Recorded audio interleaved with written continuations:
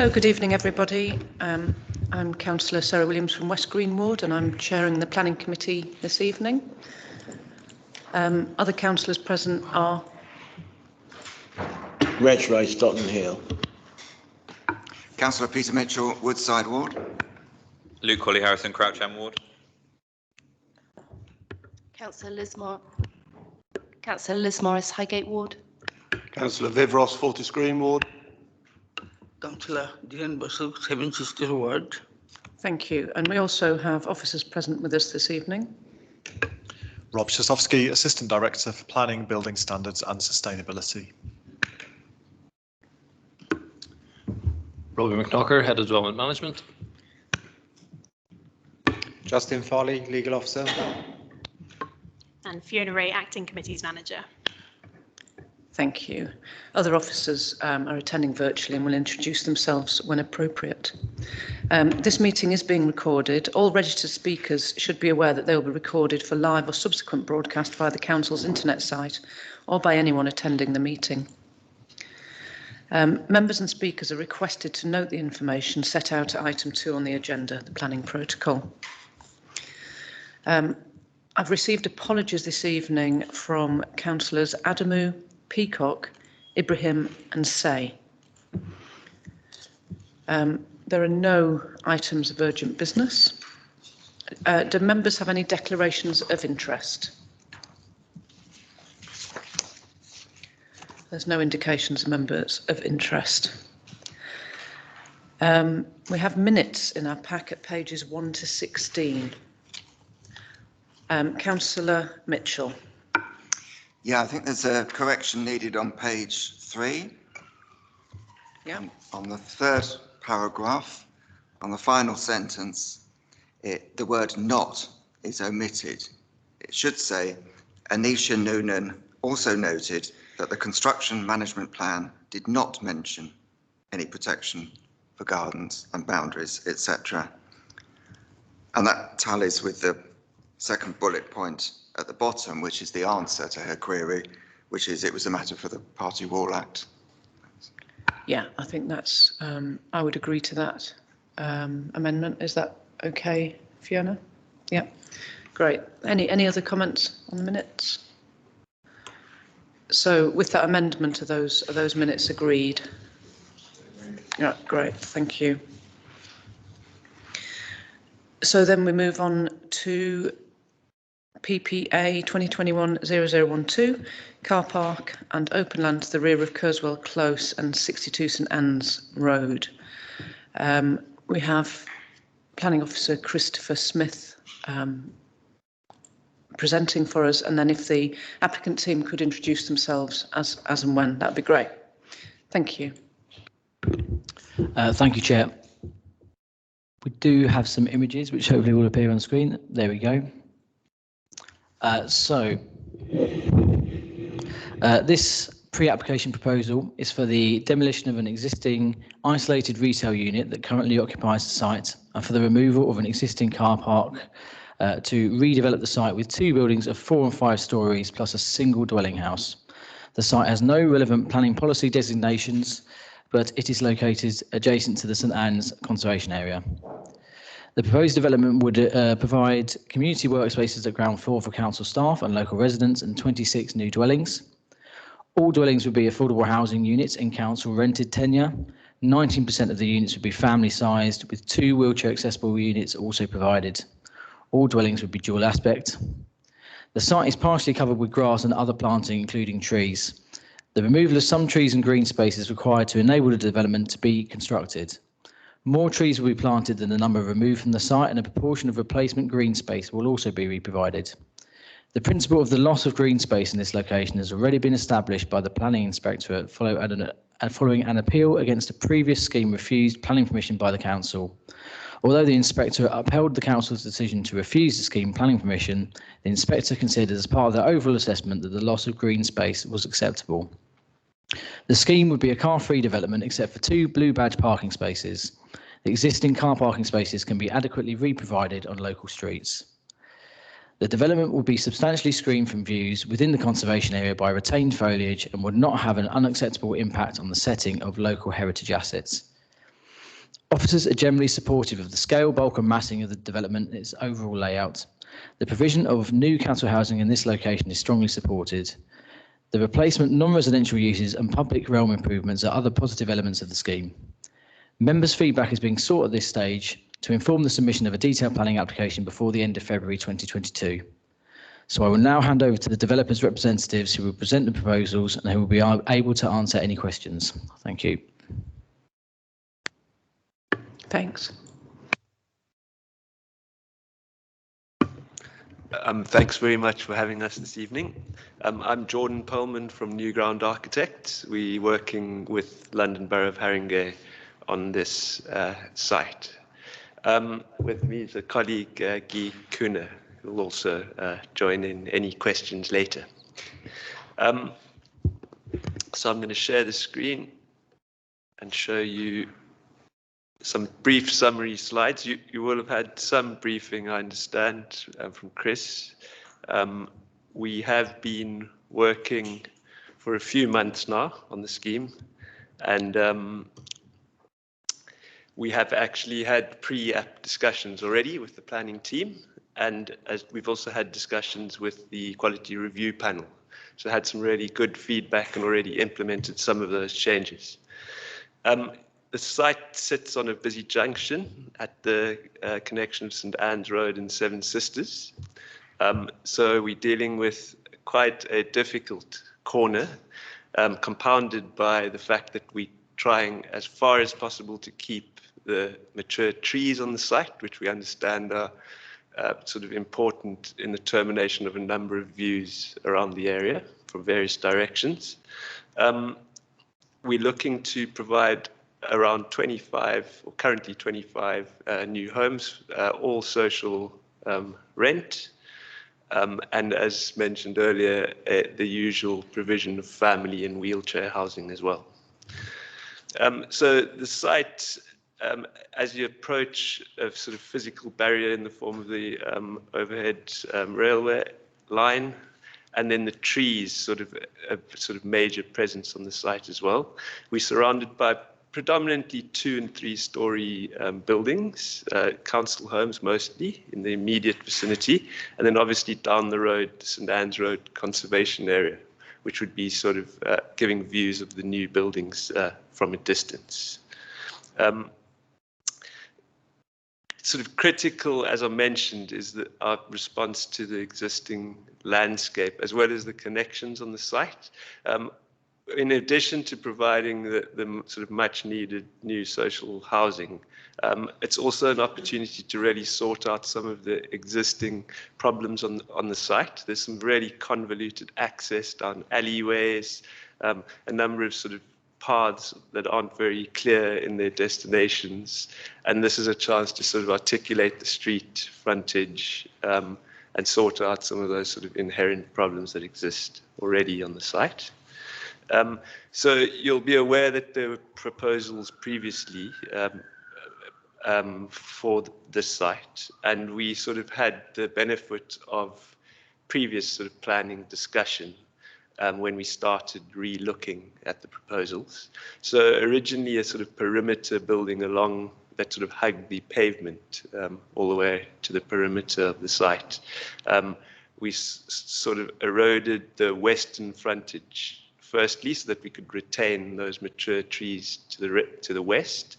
And then a key move was to sort of break the mass down. There was some commentary previously that it was quite unrelenting in its sort of continuous perimeter treatment. So 2 buildings.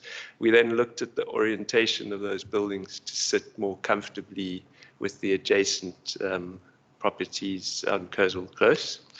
And then sort of started refining the architecture with geometry, which we'll see is a sort of key element of what we're proposing.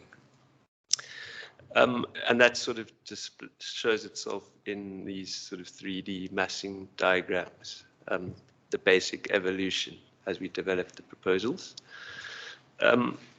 So in terms of massing, we've had sort of key discussions with Heritage, particularly conscious of the relationship and the views to St Anne's Road.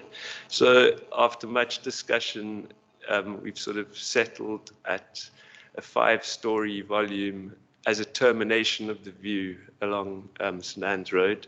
It's also screened, of course, by the mature trees sitting just in front of it to the west of the site.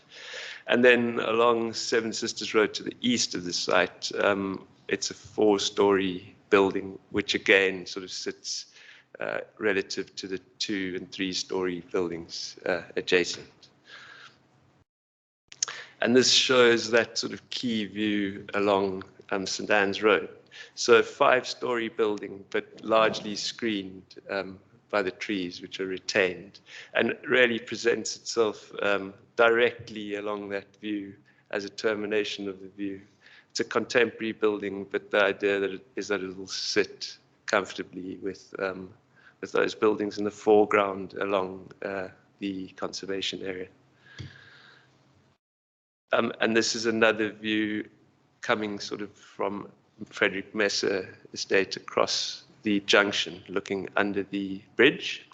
So that would be the main approach, with the primary entrance to the building off the corner, that sort of principal corner of the site between the 2 blocks. And you can sort of see that in the site plan. Two blocks, Block A, West Block, presenting itself directly along St Anne's Road, and then Block B set back along Seven Sisters, again to allow the retention of those trees along that frontage.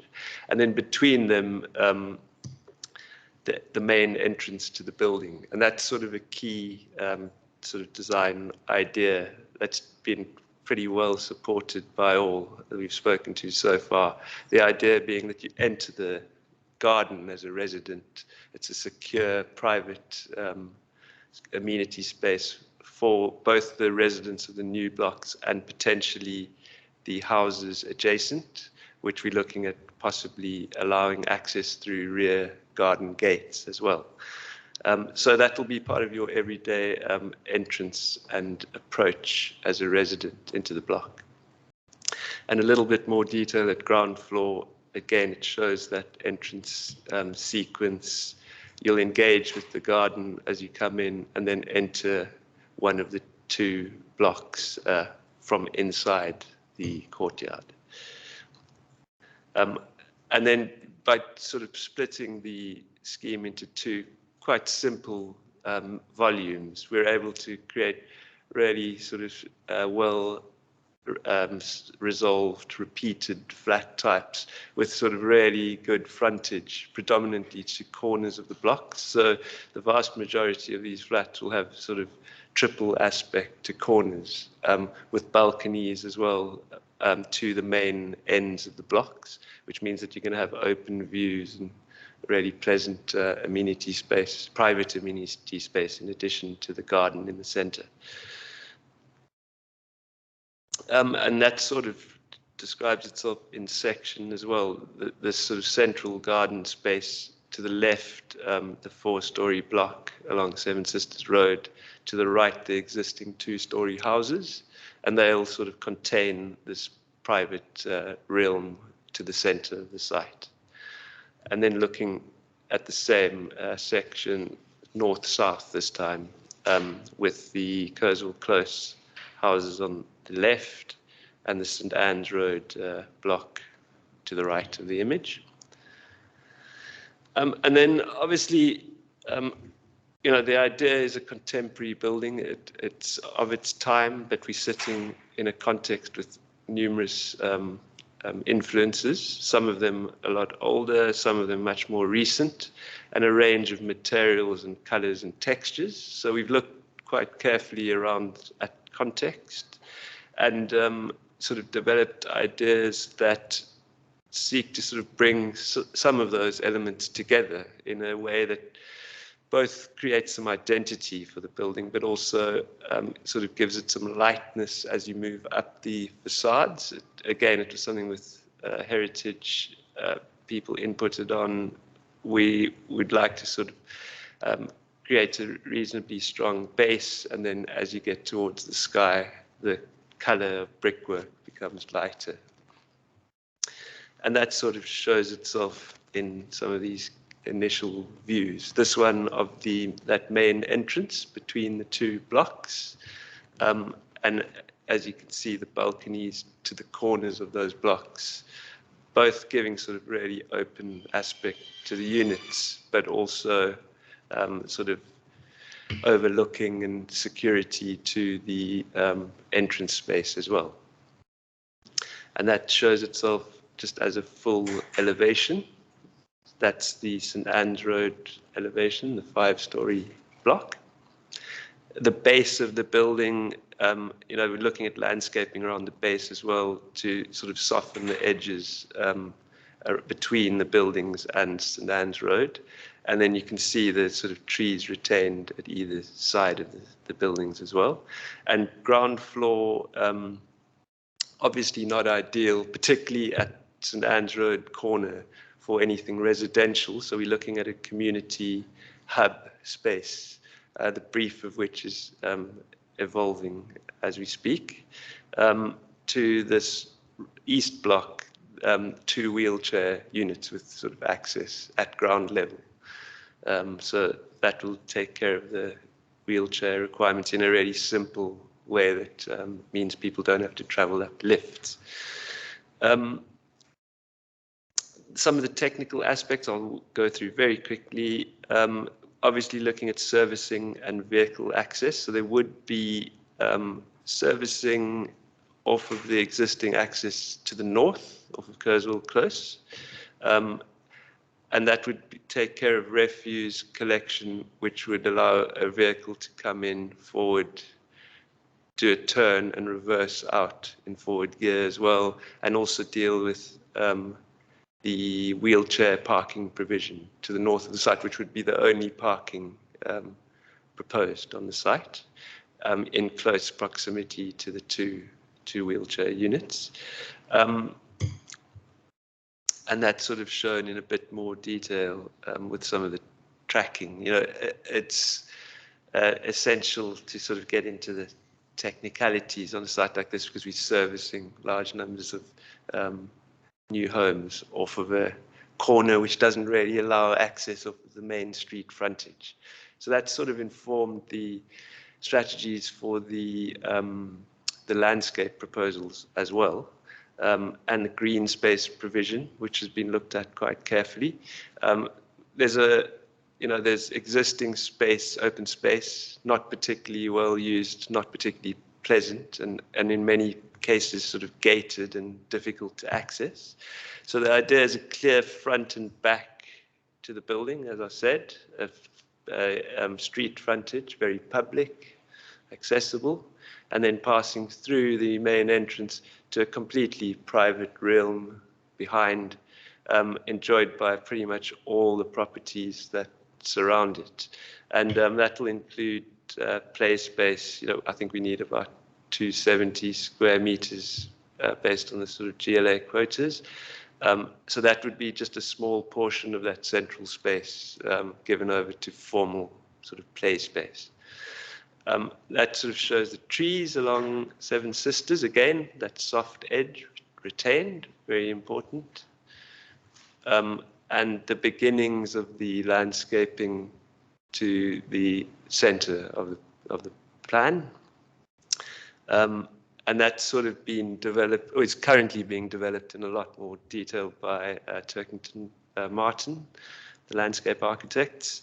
And you can see there a sort of large enough space to allow for various zones, both a sort of children's play space as well as a much greener, softer garden to be enjoyed by all residents, and then lined as well at ground floor by private patio amenity space from the wheelchair flats at ground floor. And I think that's probably enough before questions. Thank you, Jordan. Indication. So, Councillor Ross, I saw you first. Thank you, Chair. On page 20, that diagram at the top shows a house, but you didn't mention a house, or it's not been mentioned. Has that been completely removed? Can I assist with that, Chair? Would you There mind was a previous iteration. Sorry, would you mind introducing I- yourself as well? So sorry, Chair. Jack Gould. I'm the project manager in the council's housing delivery team.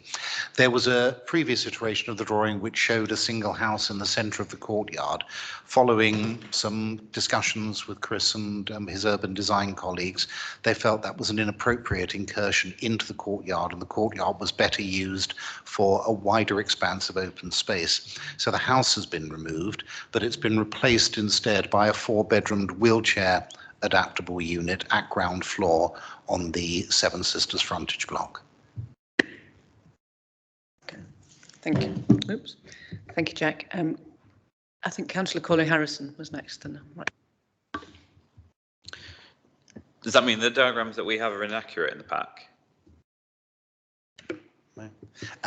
They're very much a work in progress, so there are new plans that are on their way to Chris and his colleagues to respond to a meeting that we had with them on Thursday or Friday of last week. But the only significant difference is the change in the house and the extension of the ground floor wheelchair adaptable flat on the Seven Sisters block to a 4-bedroom flat rather than a 3-bedroomed. Okay, so my first question relates to what was the position of the house, but is effectively the Kurzweil close end. Is there a reason that you didn't bring the block round into that space to add more units in? I was going to say instead of the house, but obviously in the location that you put it in. And perhaps for officers, when the application came through previously, the applicant was Pocket Living, Kurzweil Close or something like that. How come it's now Haringey Council? What's the relationship with the previous applicant to the council? I can probably answer that one, Councillor. There is no relationship between the Pocket scheme or indeed Pocket and the council. Pocket had an arrangement with the council that expired when the appeal was defeated. The land is reverted back into council ownership, so this will be a council direct delivery social rented scheme. And I'll let Jordan answer the more complicated architectural question. Hopefully not too complicated. To be honest, it's been one of the big discussions, both in the QRP and with planners, and we've had some really good feedback. I think really positive. The idea of building a sort of any sort of building along that northern frontage basically means that the garden is completely cut off from the service road, and I think on reflection, all of us agreed that to divide what is a relatively small space in half just didn't seem to make sense. And it also left a fairly, not the greatest sort of service road to the northern end of the site in shadow. So what this does is it actually gives potential access for all of the existing houses to the perimeter into that central space. Still some work to be done to work out how feasible that actually is, but there's existing gates to most of those houses already. And it's just a much bigger space, sort of bound on 4 sides by new buildings to 2 sides and existing buildings to the other 2, which kind of makes it feel much more connected to what's already there. Yeah. And sorry, just to add to that, Councillor, in terms of co-production with existing residents and leaseholders on the site, there is an opportunity then to make a much more enhanced and inclusive space in the centre by including those tenants and lessees whose houses you can see on the plan back on, which will make it a much more pleasant and inclusive space. Thanks. I think Councillor Morris, you were next. Yep, thank you. Just a couple of questions. So on page 18, it says the site is located within a critical drainage area. So I wanted to, I'm not sure I understand what a critical drainage area is, and I wanted to understand whether you've had to make some adaptations with design to deal with critical drainage issues.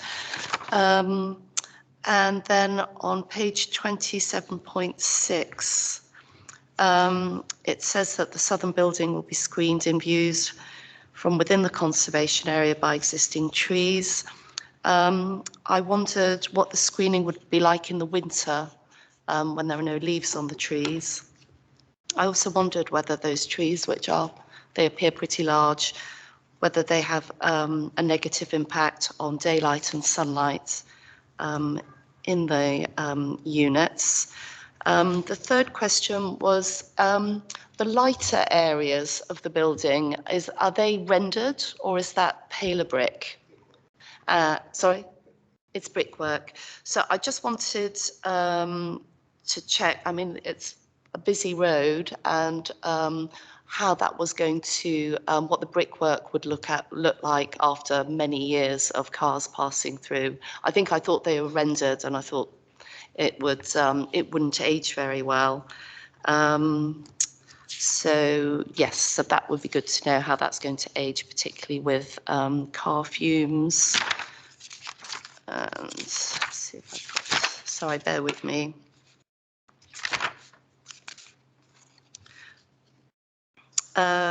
Yes, on page 31, there's a suggestion that there should be lifts because of the family units. So I wondered if there were lifts inside.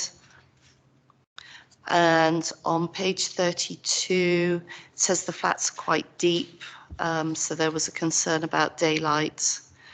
And I think there were a number of concerns about daylight and sunlight in that section. So just some reassurance there. Thank you. Yes. Let's start with the drainage.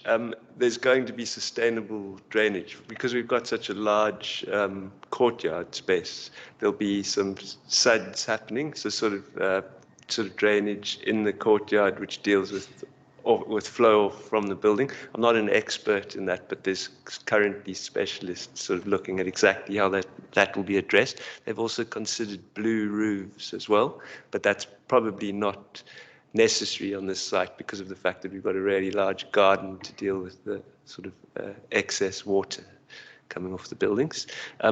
The tree question to the corner and what it'll be like in winter. These trees do lose their leaves. There's an arboriculturist on board very recently, actually, is looking in depth, both at the sort of root preservation, because it's quite complex, and there's current sort of berms on the site, so that needs to be very carefully addressed. And they'll also, I think, be telling us more about what these trees do through the seasons. But it's likely there'll be less screening, of course, in winter, but there'll still be a lot of tree in front of the building. Yeah?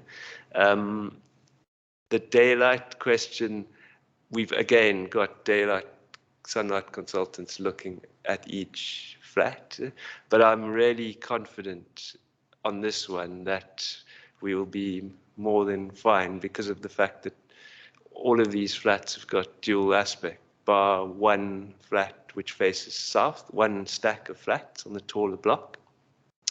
But I mean, we'll obviously present all of the findings as part of the planning application as well. And then the, the lift, yes. So there is a lift in the taller of the two blocks, and there's family flats at first floor only on that block, and there's no family accommodation besides the first floor and the ground. So the decision to date has been on the 4-story block because of sort of long-term costs and maintenance and various considerations, that a 4-story block, we would just keep it as stair access only to the east and keep the lift to the taller of the two blocks. And sorry, the lighter brickwork and the aging and car fumes. It's definitely not render. Yeah, work in progress. It's certainly a work in progress. We've sort of sourcing we're being very particular about sourcing specific bricks as part of the planning so that it's not just an approximation. because we're aware that that often gets, or it just changes if you aren't specific. And we will we're looking at variegated brickwork that has some texture and flecking to it so that it, will take, will weather reasonably and also deal with dirt and things, which obviously happens at ground and on a busy road. But there's some good precedent, there's some reasonable precedent for lighter bases all around London if it's done well.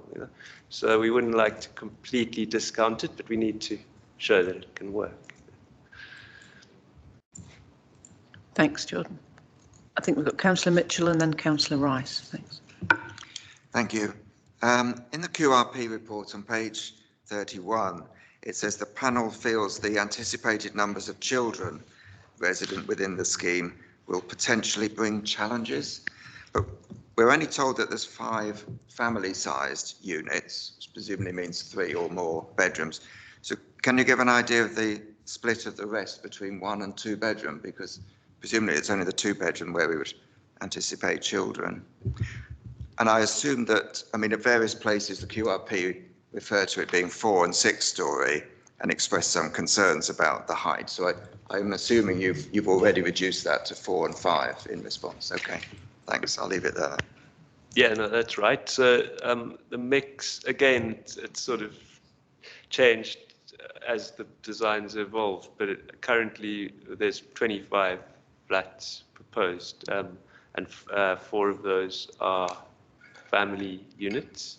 12 of them are 2 beds, and 9 of them are 1 beds. That, we'd obviously maintain the family provision, but the 1 and 2, it may change marginally, but that's where we are at the moment.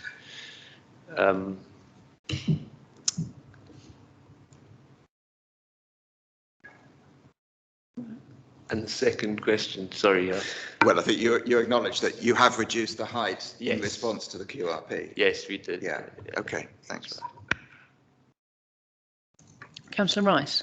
Thanks. Dwelling on the QRP report for a minute, it appears to me that there's no representation from councillors on this panel. Why is that?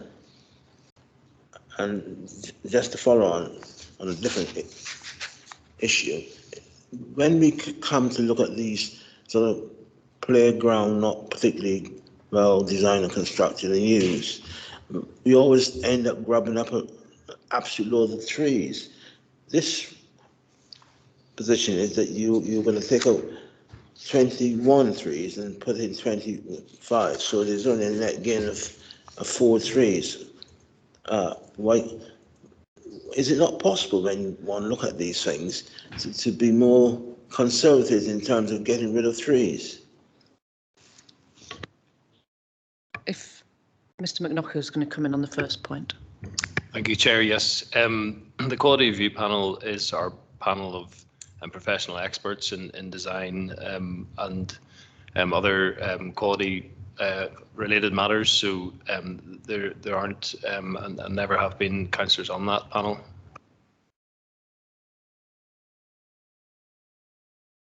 Then on the tree point, please, George. Yeah, so again, it's certainly something we're taking very seriously and looking much more closely at. This image shows Turkington Martin's sort of initial explorations of where we might look to re-provide trees that are lost.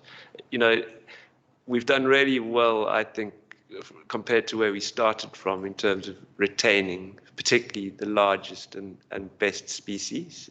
But we are building on the site. We will lose some trees. And there's a chance to actually re-provide these in places that really need them. And they're, in close proximity to the site. There's some quite sort of barren courtyard type spaces that could really benefit from some new planting. Thanks. Are there any other questions from the committee? No, I'd just like to ask about the play space. You touched on it a bit, but at a previous council application, we asked for that play space to be co-designed with residents. I know you touched on that a little bit, but I wondered if you were planning similar. The simple answer is yes. The intention of creating an opportunity for the houses that immediately surround the site to have access into that space is to facilitate exactly that co-production. We're also working quite closely with other colleagues within the authority in the allocations and in other teams so that we can co-produce with them space that they believe to be most appropriate. So it's a combination of all of the stakeholders who will have an interest in the future of the space. Thanks. I think if there aren't any further questions, I would say thank you for coming and presenting to us this evening. Thanks.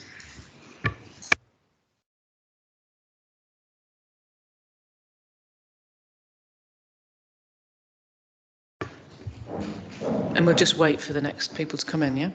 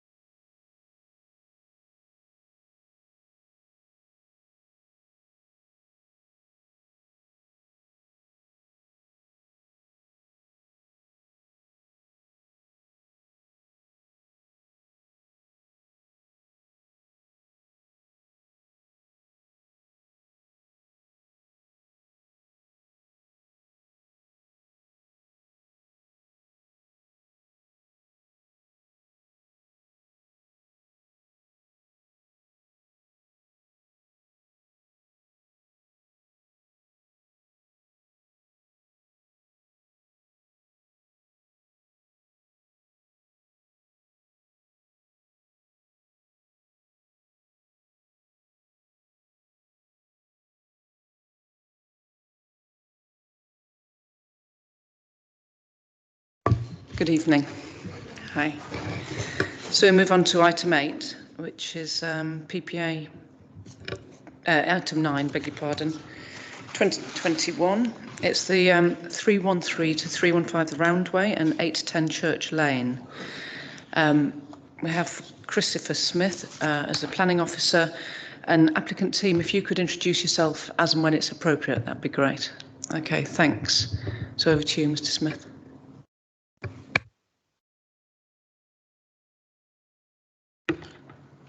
Thank you. Thank you, Chair. So this pre-application proposal is for the demolition of the existing vehicle surface garages and associated land on the Roundway and Church Lane to provide a mixed-use residential and commercial development up to 5 stories in height. The site is in the centre of an island site bordered by Lordship Lane to the south, the Roundway to the west and Church Lane to the east. It is also a central part of the SA63 site allocation, which identifies the site for mixed-use regenerative development.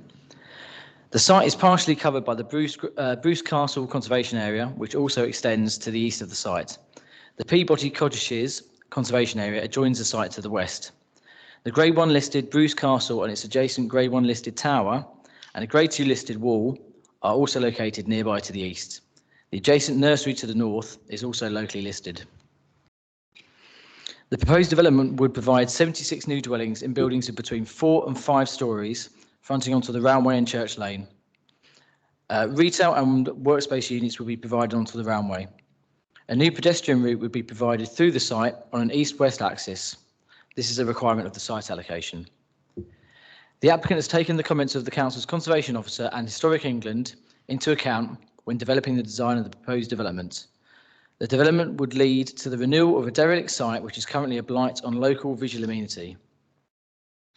The development would include 12% family-sized units and currently proposes 23% affordable housing, subject to further assessment of the development's financial viability. Contrary to the officer note provided with the reports pack, this scheme is not an entirely rented development and would be available for sale with a proportion of the affordable housing being made available to rent. Officers are generally supportive of the scale, bulk and massing of the development and its overall layout. The provision of a route through the site, public realm improvements and replacement commercial uses are other positive elements of the scheme. Members' feedback is being sought at this stage to inform the submission of a detailed planning application before the end of February 2022.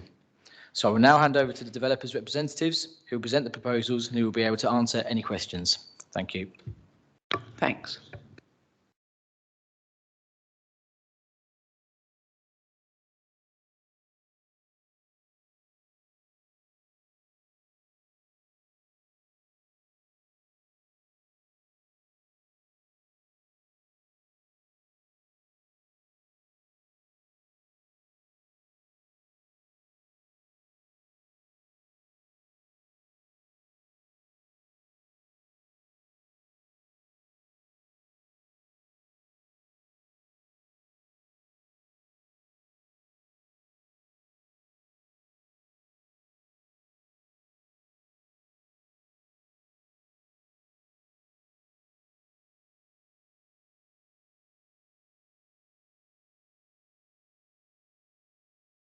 questions and operating the teams.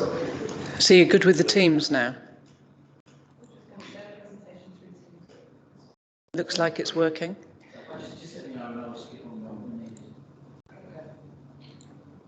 So when you speak, you need to press the button on your mic and lean in a bit to it as well, normally. Thank you. Right, thank you, everybody. And introduce yourselves, could you please? Introductions, or should we just...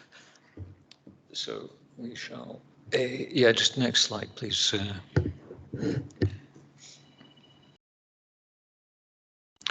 Just some quick introductions about who we are. My name's David Henderson from Glen Hills Architects, and I have here Chris Horn from Chris Horn Associates, and Holly from Civic Planning. Yeah, you're probably going to have to lean into the microphone a little bit. That was quite difficult to hear. Thanks. I'll try that. That's better. Thank you. All right, thank you. So I know that everybody here will be fairly familiar with the context. So rather than take up too much of this, but just suffice to say, we severely complicated site with heritage assets on three sides. Locally listed buildings to the south of us, and at the junction between two important roads, the Roundway and the Lordship Lane.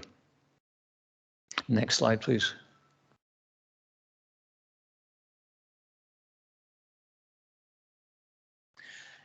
The adjacent heritage house has been important in sort of providing us with sort of an evidence base and a direction in which to sort of develop our proposals. I mean, most particularly between Bruce Castle and the Peabody Cottages Conservation Area. And the Peabody in particular, I think, is an exemplar of housing in some scale, but with quality, particularly in bringing forward the quality of amenity and the quality of robust materials and construction, that's obviously, lasted well and is still relevant.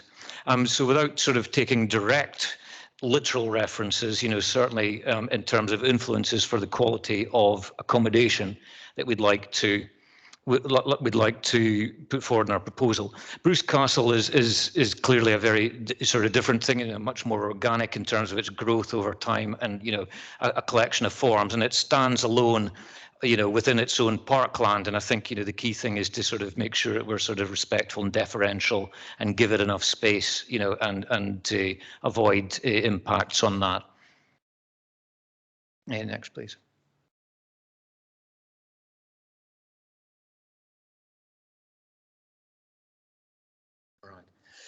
So in terms of a couple of strategies, we have particularly two contexts that we deal with. On the Roundway, we're fairly distant from Peabody Cottages, but we are sort of sitting adjacent to those. And I think that we will, from the conservation area character assessment, which describes the consistency and coherence through the repetition of simple elements, and we think that that's a very good guiding principle and a model for providing quality homes that maintain and enhance the quality of provision relative to what people have been used to, particularly in terms of the amenity that can be provided, private amenity, shared amenity.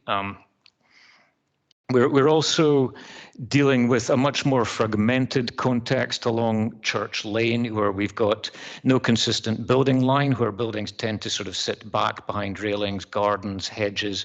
And of course, the opposite side of that is the Bruce Castle itself, with its sort of parkland railings, walled context. It's much more fragmented. And we've also got a very complicated ownership a situation at the moment, where you can see that we've been asked to sort of project forward what a comprehensive redevelopment of all of this site could look like. But I think it's important to note that not all of it is currently within our client's ownership. In particular, the development on Lordship Lane with Spurs Autos is not part of the application. Equally on the Roundway, the Shell petrol station.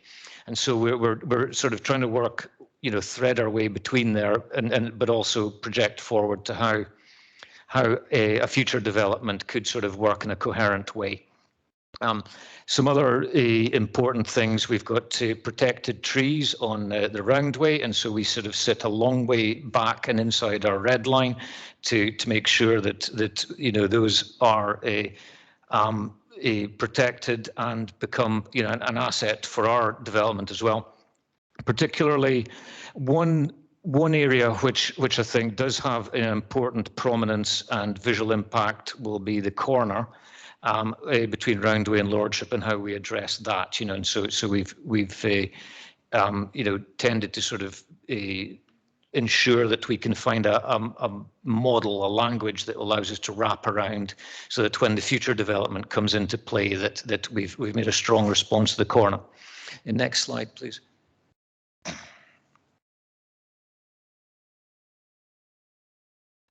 And we have had a heritage directed approach. So the map at the top here indicates, you know, 17 or 18 viewpoints that have been discussed with officers in order to sort of ascertain where the sensitivities are to heritage, particularly, you know, appearing in the background of the listed structures and the conservation areas.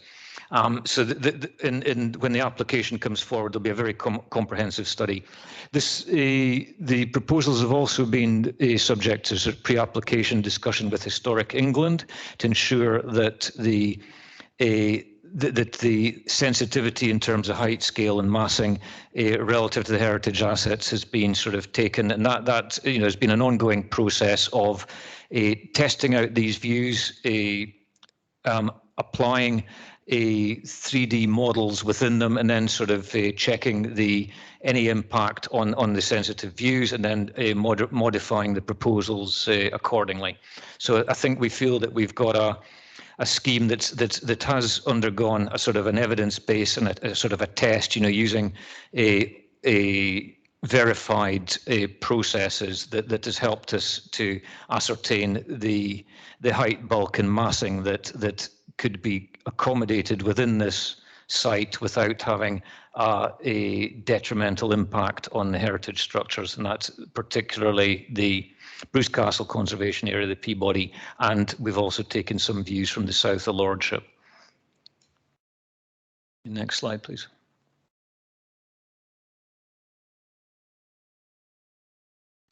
A lot of data in this slide, so I would just to sort of let you know, when we talk about quality, and certainly when we talk about a sustainable approach, we don't just throw that in as empty rhetoric and hope you believe it. I mean, we believe that sustainability is a culture of metrics and numbers, you know, that we can benchmark against, and the important ones here are the ones that are bolded out, you know, particularly in terms of a low carbon design with embodied carbon calculation. If the kilograms per CO2 per meter squared is an RIBA target that's established as a benchmark for the industry, you know, that we should be getting towards for 2030.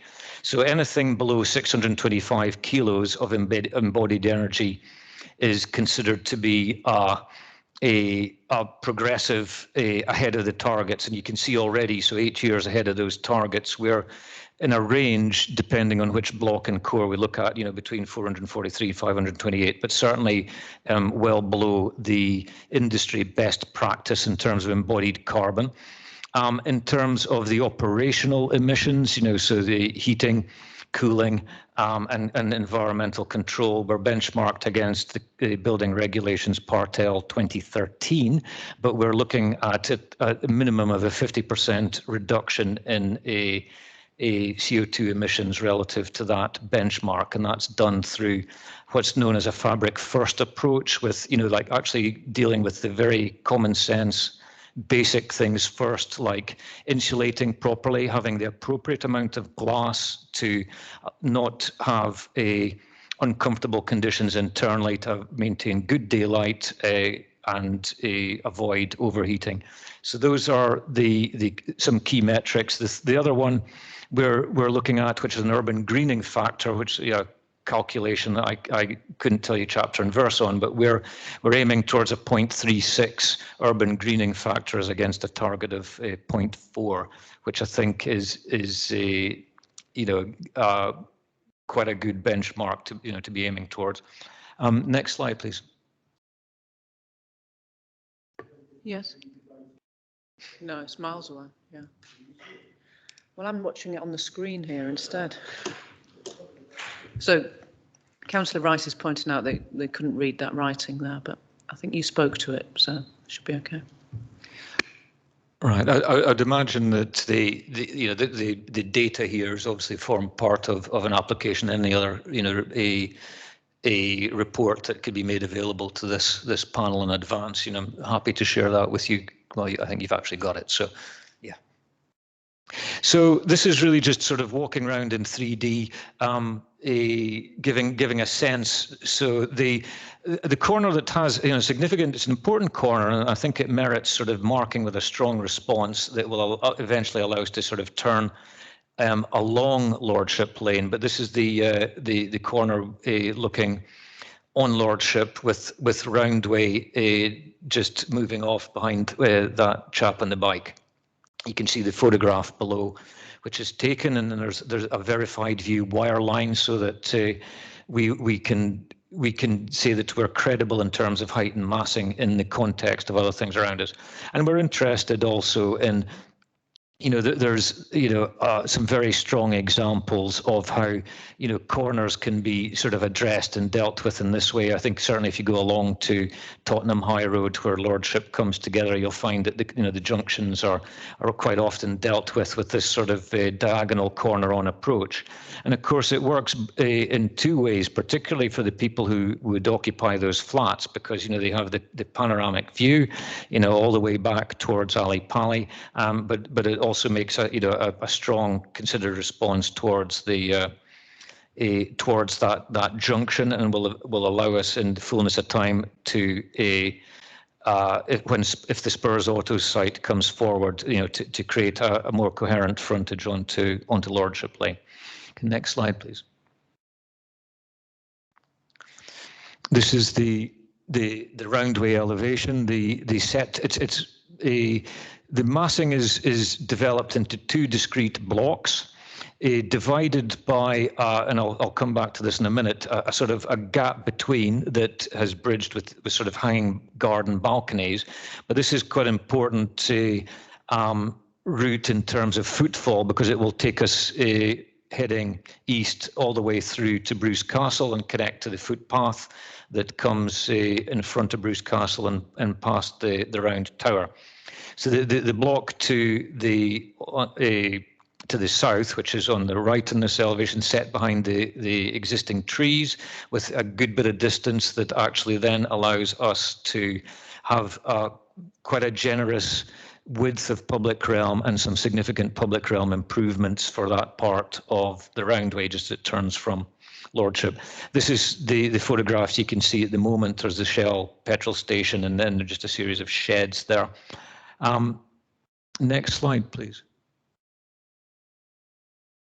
This is just starting to show in detail how that route would take us through, and I'll carry on walking through there in a minute in terms of the views, but also the ability to take the existing trees, enhance and green the base of them, improve the biodiversity of the site, and provide an environment for people walking on this part of Roundway, that distances them a little bit from the traffic, and creates a much more contained and pleasant environment.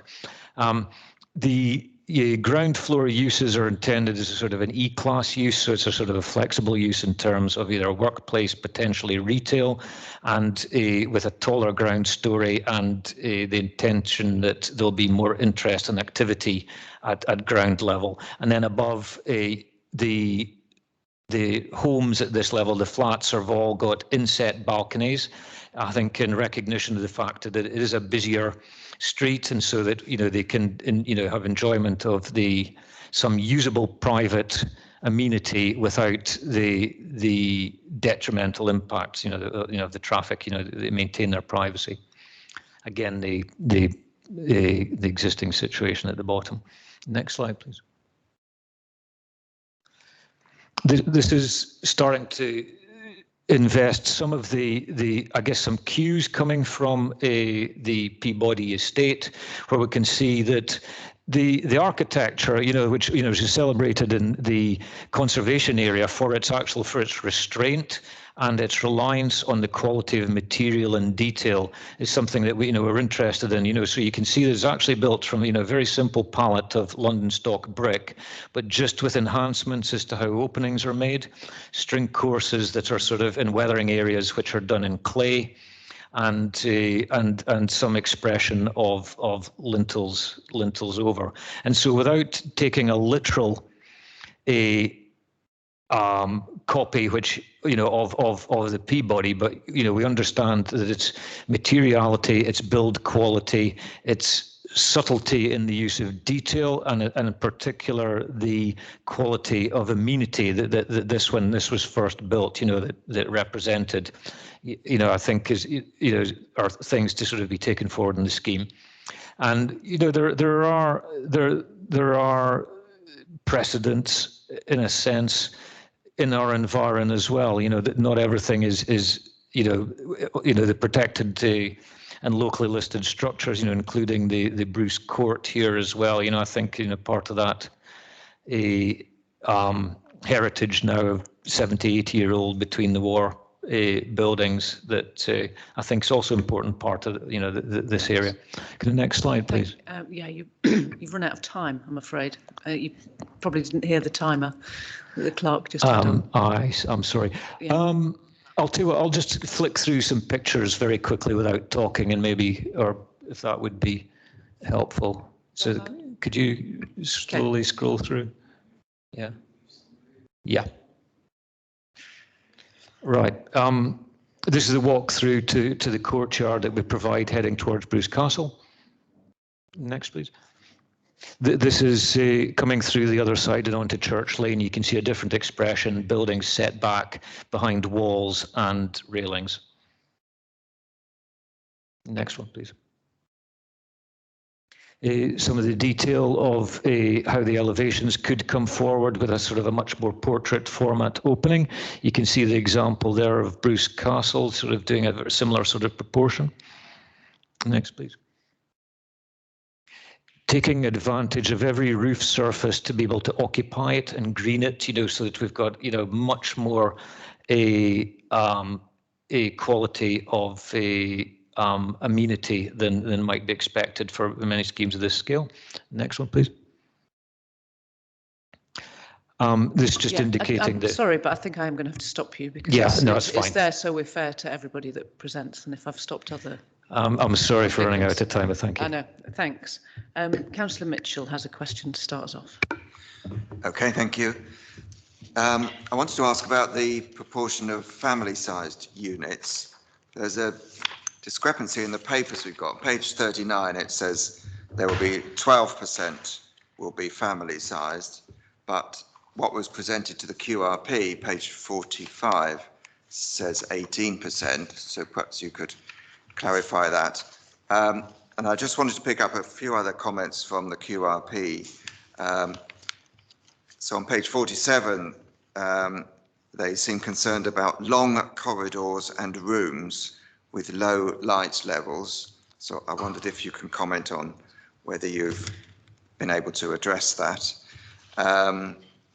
The proportion of single aspect flats, we don't have a figure, but the QRP consider it too high, and a number of them south facing. So again, I wondered whether you've been able to make any adjustments from that. And on page 48, I mean, they state the rather obvious, which is it's a very busy junction between the Roundway and Lordship Lane. And they ask how you will mitigate traffic noise. And I'm not sure how you can. You mentioned the recessed balconies, but are there other measures you could do? And then a comment on page 49, which I didn't really understand, but the QRP felt that the top floor of the development did not look as well protected from the sun as other floors. I wasn't sure how that could be, but perhaps you could comment on that as well. Thanks. Now, sorry, just final point is that one's on the screen. I mean, is that just showing us the top few floors? Because that's not as high as the pictures we have for fronting onto the roundway. It's not trying to show us a 3-story block, is it? Is it just showing us? It's just a detail of the top part. Yeah, okay, that explains that. Thank you.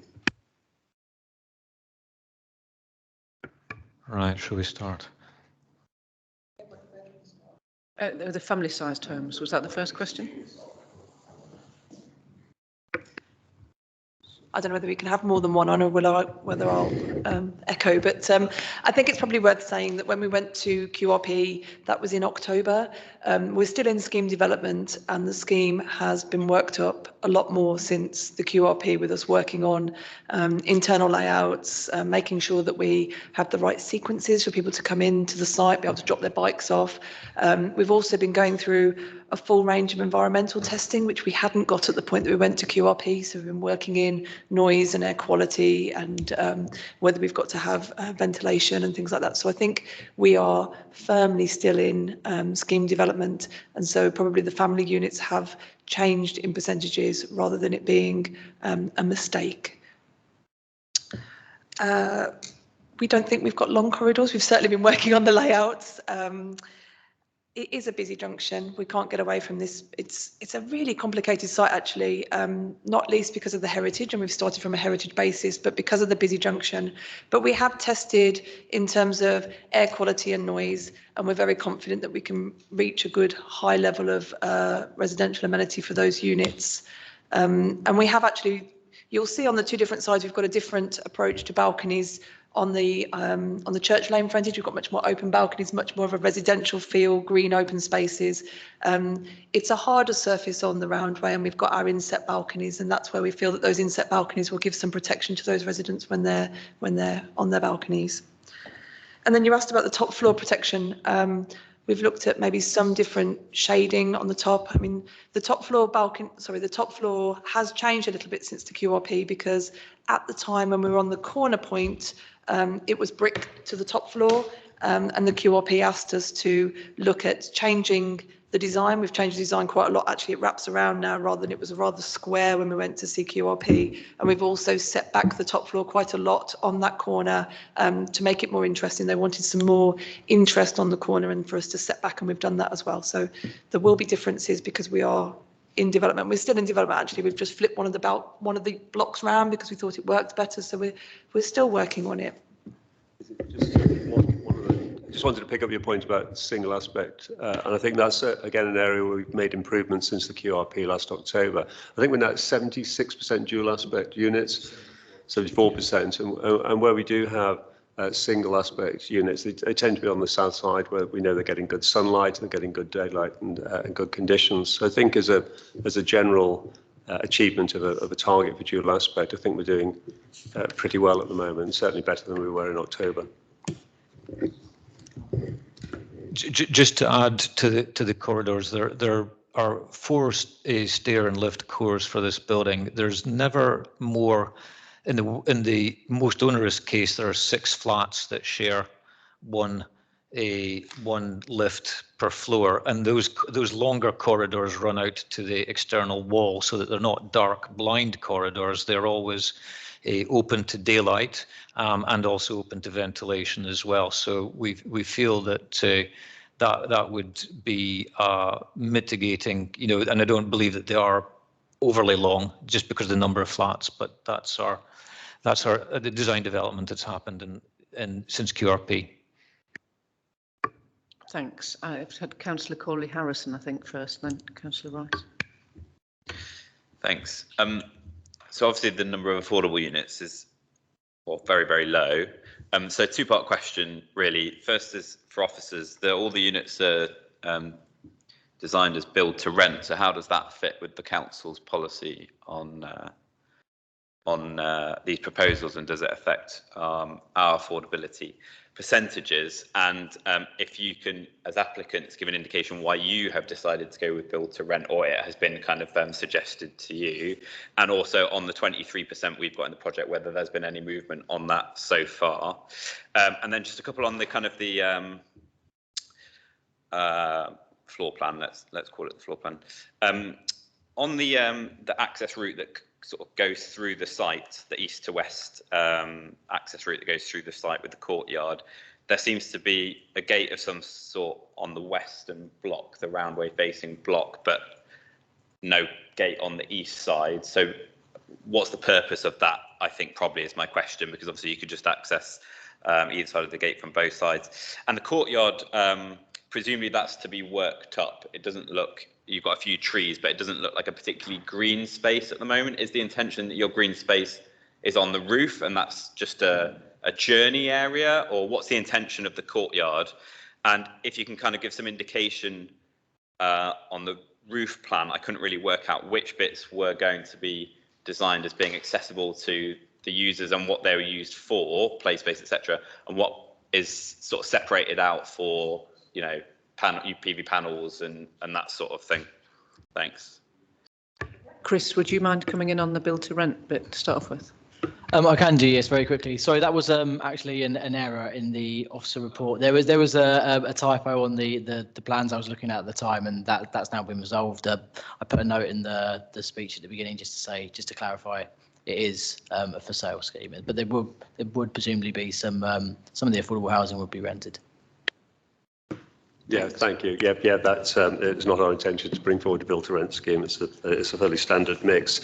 In terms of the affordable housing offer, I think the position here is we know that the site is complicated, and the attempt to bring forward a coherent scheme across this block is something we discussed at an early stage with officers when we first had the opportunity to buy the larger part of the site.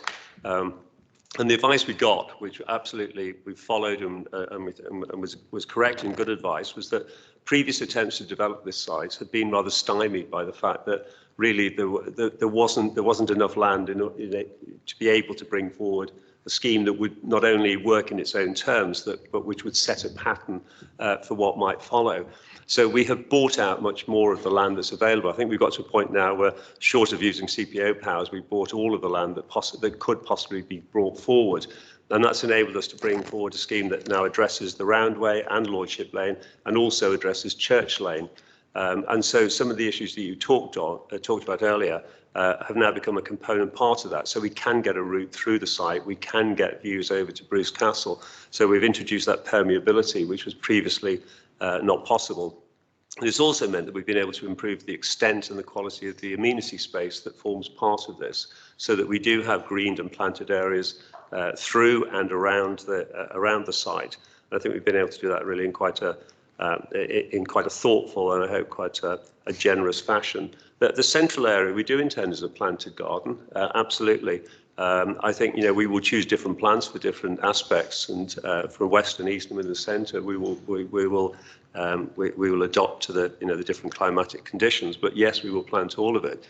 We will plant as much onto the roof across the whole of the scheme as we possibly can, because greening the scheme we think is hugely important. There are some competing uses, there's some PV cells and some plants, but where that's not, where we can, we will seek to create green space and amenity space.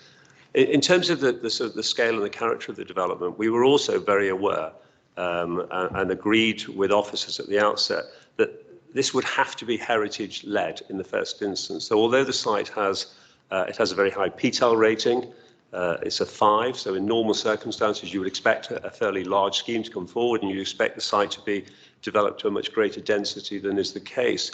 But we were always conscious and knew that we would have to moderate development on the site in order to make sure that we don't do harm to the setting of the listed building and of the 2 conservation areas.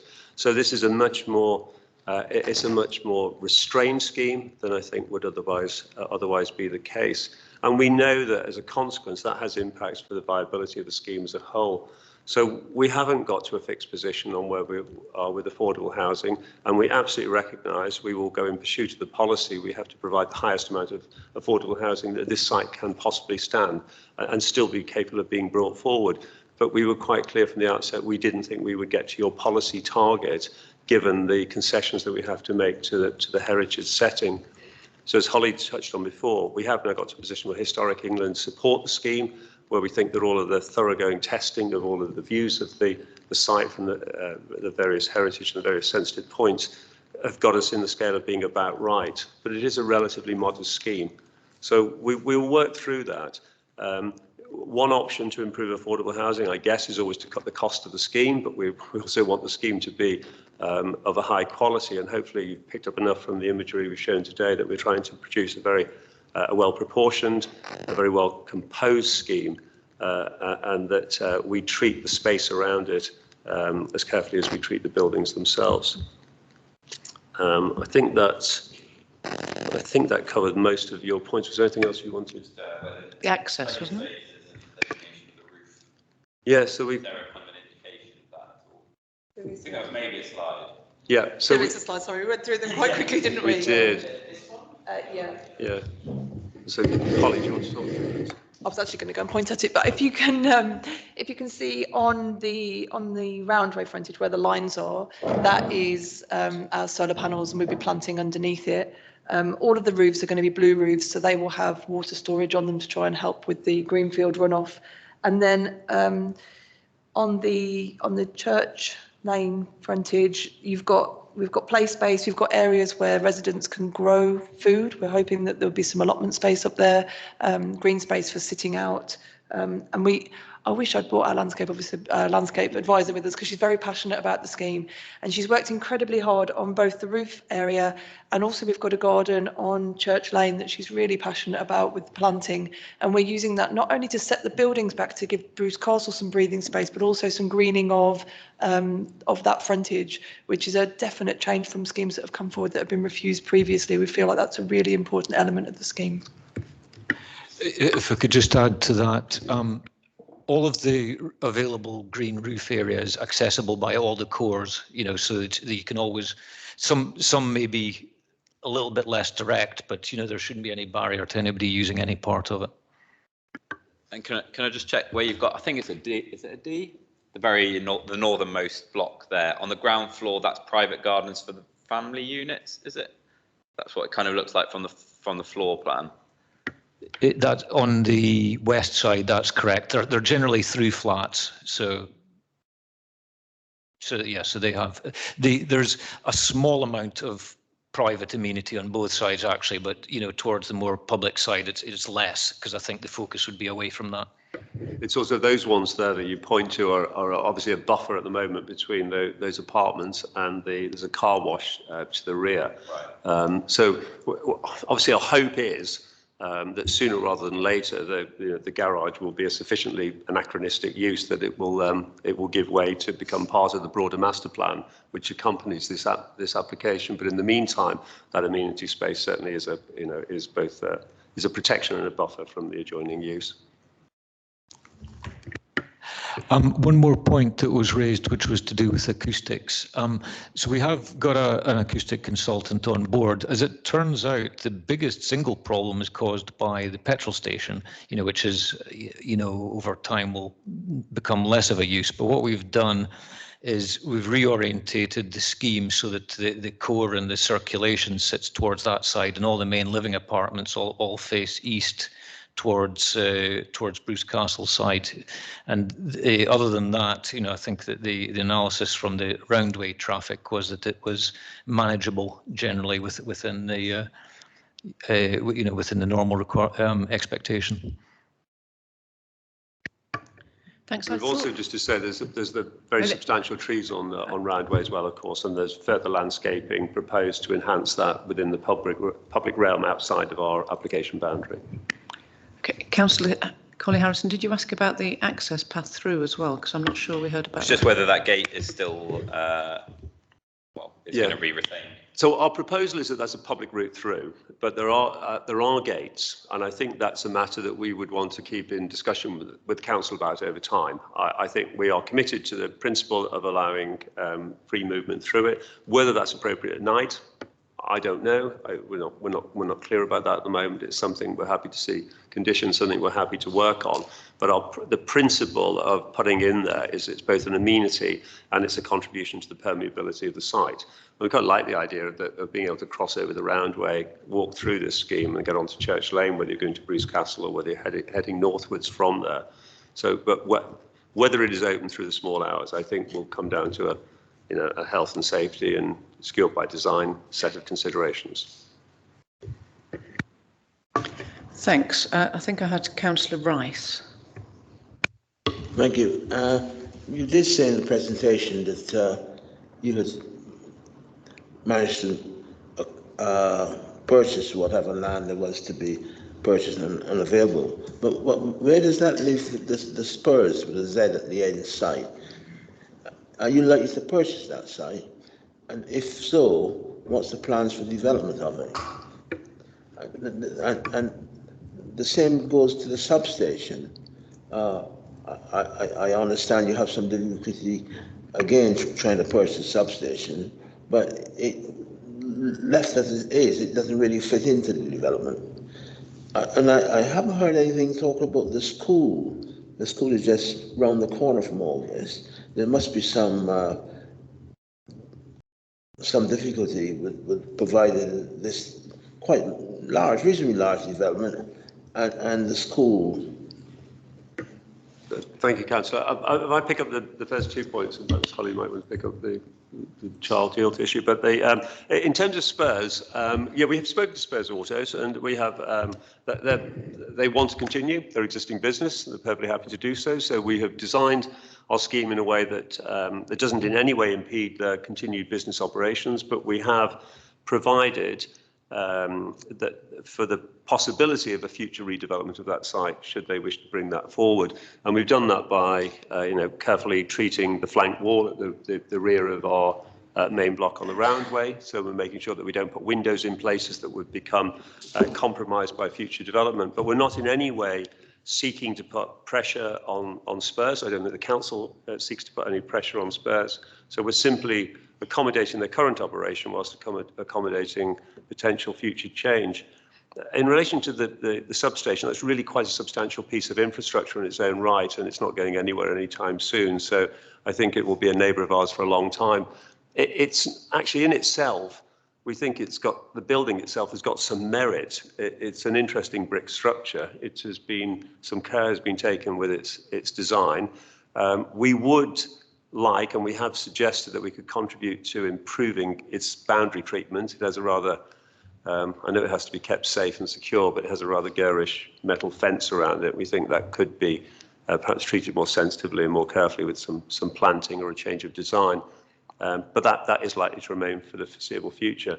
And just at the third one I mentioned briefly, that the petrol filling station is obviously not going anywhere at the moment, but I think nature's in the nature of the change in the use of cars and the nature of vehicles on our roads. I guess that we could expect that within the foreseeable future that may come forward. And then in terms of the impact on the school, I think we've gone through an assessment and we will go through a sort of a child yield assessment, but we've had no indication so far that the number of children likely to live in the scheme would have any significant impact on the capacity of local schools.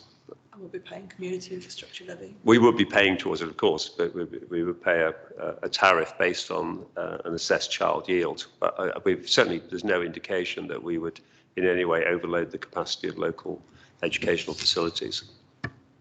Thanks. Do any other committee members have any questions? Yes, Councillor Morris. Thank you, Chair. Just a very minor one on 3.3, but that's more for Peter, where you list the mentioned the locally listed buildings. There's also the lovely pub opposite, which is very attractive. So I just wanted to mention that. And then I just wanted to ask a question about the cycle storage, because that came up in the quality review panel.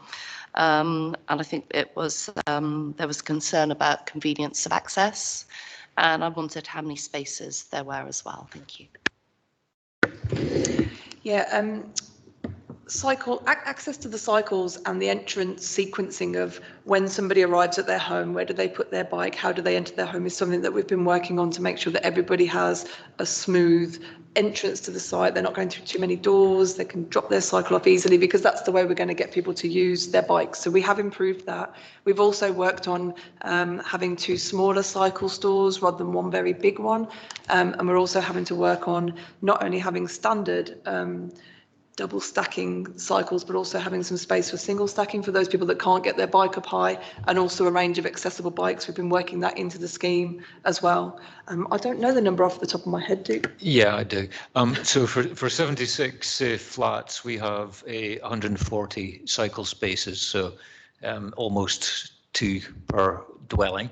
And as Holly says, the sequence generally should be, if you were arriving to your home by bike, you would go into the bike store, park your bike, you can go straight through to your core, to your front door, and then just reverse that. So it's not a case of park it somewhere inconvenient, then walk double back and all the rest of it. It should be a sort of a seamless experience, because if it's made convenient for people to use their bike, they probably will. Thanks. I've got a couple of questions, if I may. On the access through, I think everyone would welcome the permeability of the site, but certainly when we were visiting, there's some misgivings about balconies that overhang that route through, and that's the sort of safety aspect of it could create a rather dark passageway, which wouldn't be very attractive, and may then facilitate the need for a gate, which would sort of be would detract from the point of having the permeability, because let's face it, it's dark most of the time for half the year. So what are you going to do to make sure that is safe? I mean, apart from just saying, talking to the police about it, I mean, from a design aspect, so it's not dark because of the balconies. And the second point would be on Church Lane. We know that English Heritage have said that they're in content with the bulk and massing, the scale and massing. But I just wonder, can you please describe exactly how you're reflecting the heritage of Bruce Castle Park in that design on Church Lane? Because it's not very obvious. All right. Okay. So, start with the balcony question. One of the things that came up in the QRP, actually, we originally had sort of 2 parallel blocks and a sort of a gap between them with the 4-storey building. And the feeling at the QRP was that the scale was actually the thing that people found oppressive, rather than the fact it'd be dark. It's actually a relatively short walk through from the roundway, but particularly because of the block to the south actually is further in from the pavement. And so, we feel that it's it's a relatively short walk through. Its orientation is going to have sunlight coming directly east or directly west through that slot, depending obviously on the time of day. We felt that the hanging garden, actually, which bridges across, would partly an asset, so that you walk from green space to green space in a continuous way, so we've got the improved green space on Roundway. You walk through between the buildings into a green courtyard, and your line of sight is already taking you on to the parkland at Bruce Castle. So we actually developed that in response to the QRP, which we felt was an improvement on the overall experience.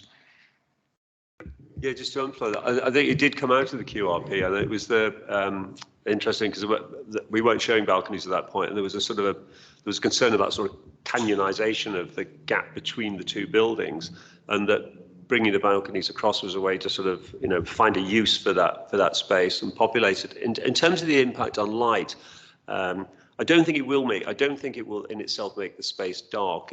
Midday the sun overhead, in summer it will be well lit, but the sun will shine through in the morning from the east and in the evening from the west.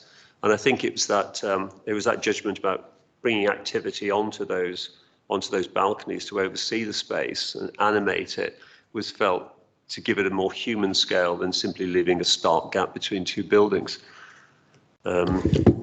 I think in terms of just the treatment of Church Lane, which was the other question, I mean, we've considered this in really great detail and discussed it an awful lot with officers, I think more than any other aspect of the scheme. In terms of the conservation areas, the West Peabody, David talked about that and the component parts of it and the nature of the architecture. Bruce Castle itself is obviously a building that, you know, redolent with history, but it's a masonry building that sits in parkland. So we were very clear from the outset we wanted a masonry building here. We wanted to use brick. We wanted to use a material that is familiar in the circumstances, but we didn't want to play it pastiche. We don't want to pretend that we are from an era we're not from. But at the same time, we wanted the building to be restrained and for the attraction of the building to come from its proportions and its composition, not to make it busy or fussy, and not in any way to try and steal attention away from the existing heritage assets. So there is the Peabody block, there is this block, and then there's the Bruce Castle block. Each should have its own character, each should play its part in the sort of totality of the district. But we certainly didn't want to create anything which was tall or loud or shouting. But we were also conscious of, we were aware of past attempts to try and bring buildings onto this site, and it needs to be of a quality. But I think we would do a disservice to surrounding buildings, including the pub as well, if we tried to produce a sort of pastiche copy of them.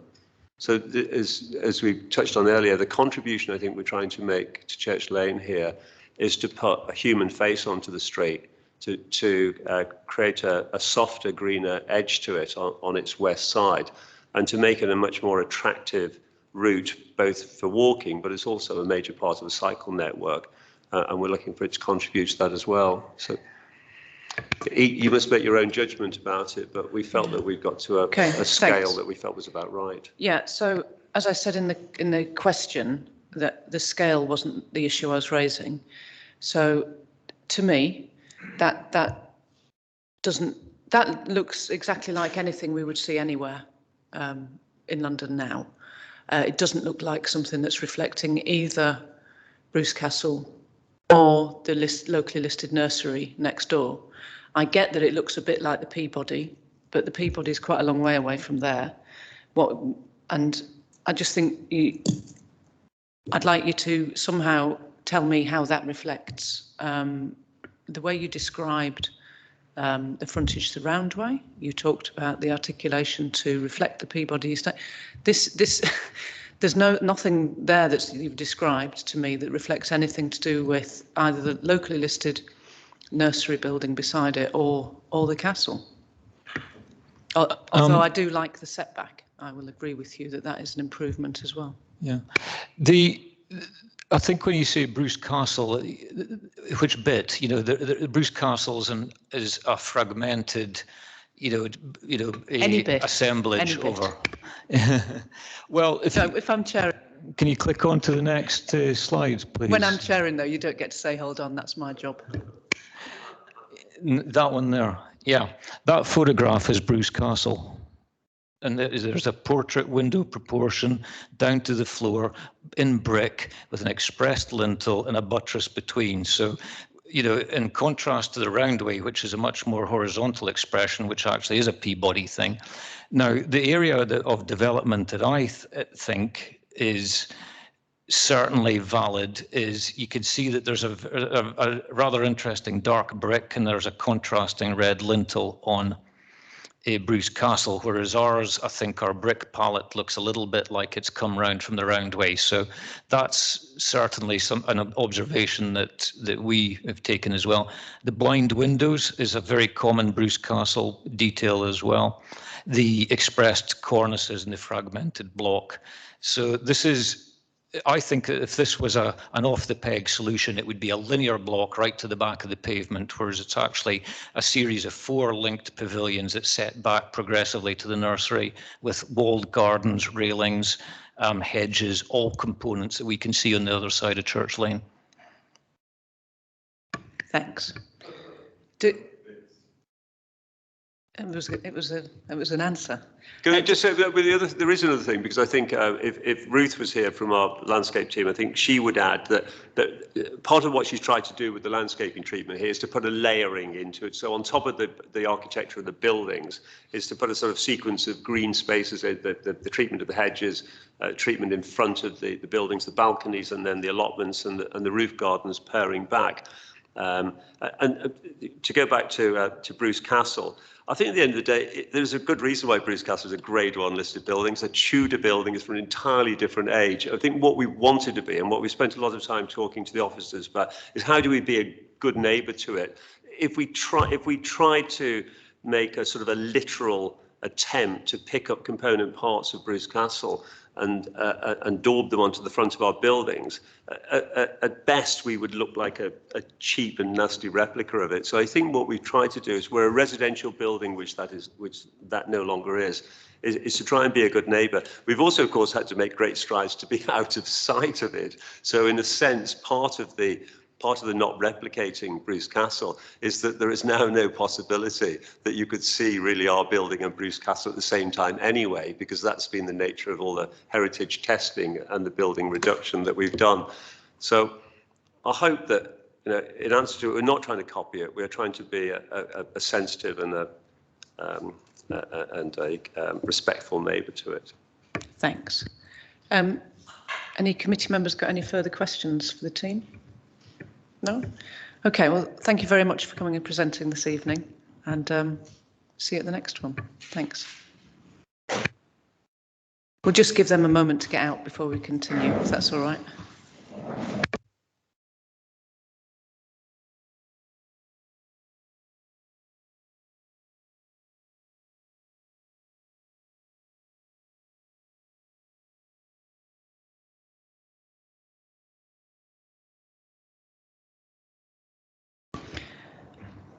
So then we move on to item 10.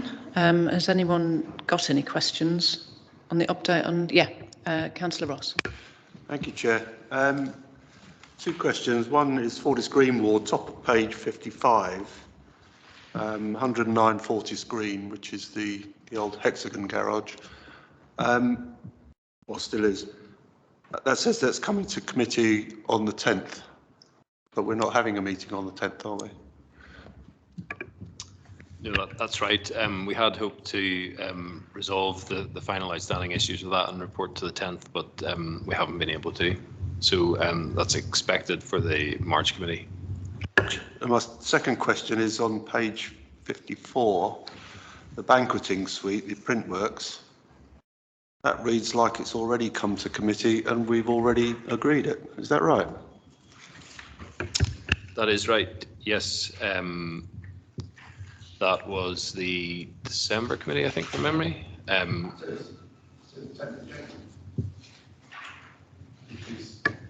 No. That's right, actually, yes. That was, our last committee.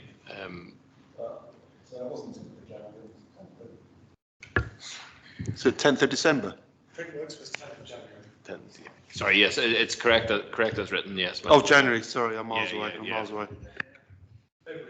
You're getting there's time's marching on. Yeah. And any other? Oh, sorry, Councillor Morris. Hang on, sorry, just a sec. Sorry. Thank you. Yes. Just on page 59, Highgate School.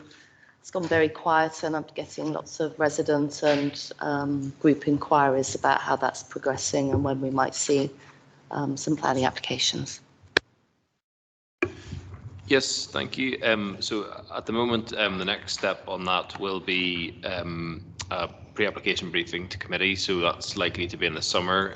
At the moment, it's just going through quality review panel. I would expect there to be some engagement on that as well, if that's not already underway with local residents. So yes, that will come to committee in the summer as a pre-application, and then it'll be sort of autumn time before that's considered. And so what sort of engagement would you be expecting with or hoping to do with residents? Well, yes, leading into the Development Management Forum, we would expect the applicant, because this will be a major development, to undertake an element of their own engagement with residents. A lot of that has been previously built into the supplementary planning document, but we will, as a precursor to the development management forum, be asking them to just reach out again to residents and let them know. Great. I've got Councillor Rice, and then I'll come back to you, Councillor Ross. My query is on Lockkeeper's Cottage, Ferry Lane. This is a 2020 development. It's still not been built. As a matter of fact, I don't think the brick being turned on it yet. What's the problem here? Yes, Councillor Rice, I think we'd like to see that move on, but the issue is that there was some land that needed to be transferred, and that's still been held up by that being registered with Land Registry. So it's out of our control, and we do keep pushing the applicant, awaiting the resolution of that. We will then issue permission. It takes 2 years to get permission from the Land Registry. You only got to fill a form in. I suppose it's not my area of expertise, but we're surprised that it has taken that long. There was some negotiation on the Section 106, but in terms of getting the signatories to actually sign that, they all have to be landowners, and we have to take care that has been updated at the Land Registry, so we can be sure that they are indeed the owners of the land, and there's not another third party that owns it. So we do have to take care before we can issue that. Thanks. Councillor Ross, and then Councillor Corley-Harrison. Thank you, Chair. Cranwood House on Woodside Avenue, with everything that's been going on recently, has that been pushed right back to the drawing board, or is that just going to be delayed for a while? From a planning perspective, that's not coming forward to committee imminently. So the applicant team are considering their position. So we haven't brought that forward. I think that's all I can say from a planning perspective. Councillor Corley-Harrison. Thanks. Hornsey Police Station seems to be in there twice. It's on page 59, and then it's also on 65, but with different details and a very slightly different address. So is one correct, or are they two different applications from two different applicants? And also, who is the applicant? And when can we expect that one to come forward? Yes, that's a good spot. I think what happened there was a pre-application by the Met Police before the site was sold, so that they did some sort of scoping of potential development there before it was purchased. The purchaser then has had a subsequent pre-application meeting, so one of those does need to come off. We've had an initial conversation on that, but we haven't had a follow-up. So at the moment, I think the applicant's just considering our feedback and before they move it forward. It's not one that seems to be moving quickly, so they come to life now suddenly. So we'll wait and see. Thanks. I don't think there were any other indications, were there? No. Applications determined under delegated powers. They're just a note, really, unless there's any pressing questions. There are no items of urgent business. And please note the date of the next meeting is not until the 7th of March. Yeah, we've lost one. Okay, great. Thanks, everybody.